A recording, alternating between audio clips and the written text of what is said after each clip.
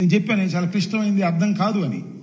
నీకు కూడా చాలా అర్థం కాల. ఇంకా నాకు అర్థమైంది, పెద్దవాడు అనలేను కానీ నీకు కూడా ఇంకా అర్థం కాలేదు. ఎందుకని అర్థం కాలేదంటే 41.15 ఫస్ట్ స్టేజీ, 45.72 సెకండ్ స్టేజ్ అనే దాని మీద నిన్ను ప్రశ్నలు అడిగితే దాన్ని స్టడీ చేయాలనేటువంటి మాట మీరు మాట్లాడారు.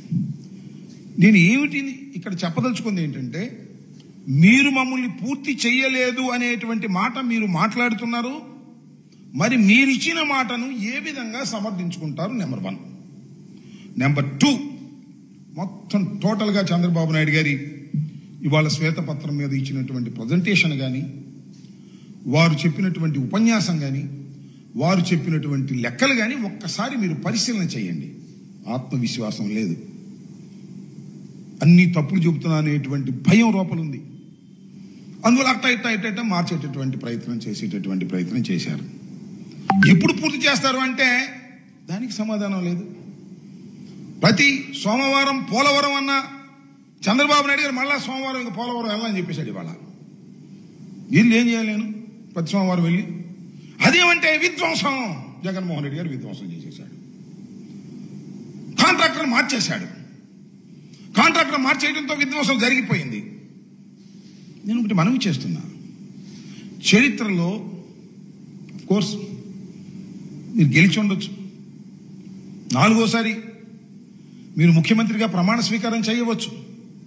వయసులో నాకన్నా జగన్మోహన్ రెడ్డి గారి కంటే జగన్మోహన్ రెడ్డి గారి తండ్రి వయసు మీద పెద్దవారు కావచ్చు.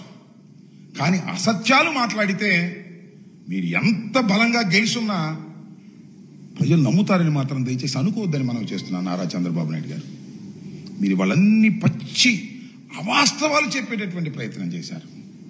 మొత్తం విషయాన్నంతా కూడా వైఎస్ఆర్ ప్రభుత్వం మీద, మరి మాట్లాడితే ప్రభుత్వంగా జగన్మోహన్ రెడ్డి గారి మీద నెట్టేసి విధ్వంసం చేసేశారు అనేటువంటి మాట.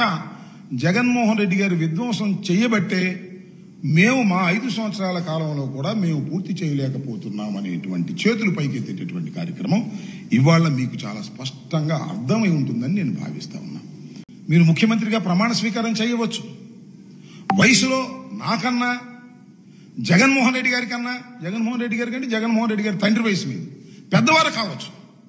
కానీ అసత్యాలు మాట్లాడితే మీరు ఎంత బలంగా గెలిచున్నా ప్రజలు నమ్ముతారని మాత్రం దయచేసి అనుకోవద్దని మనం చేస్తున్నాం. నారా చంద్రబాబు నాయుడు గారు మీరు వాళ్ళన్నీ పచ్చి అవాస్తవాలు చెప్పేటటువంటి ప్రయత్నం చేశారు. మొత్తం విషయాన్నంతా కూడా వైఎస్ఆర్ ప్రభుత్వం మీద, మరి మాట్లాడితే ప్రభుత్వంగా జగన్మోహన్ రెడ్డి గారి మీద నెట్టేసి విధ్వంసం చేసేశారు అనేటువంటి మాట.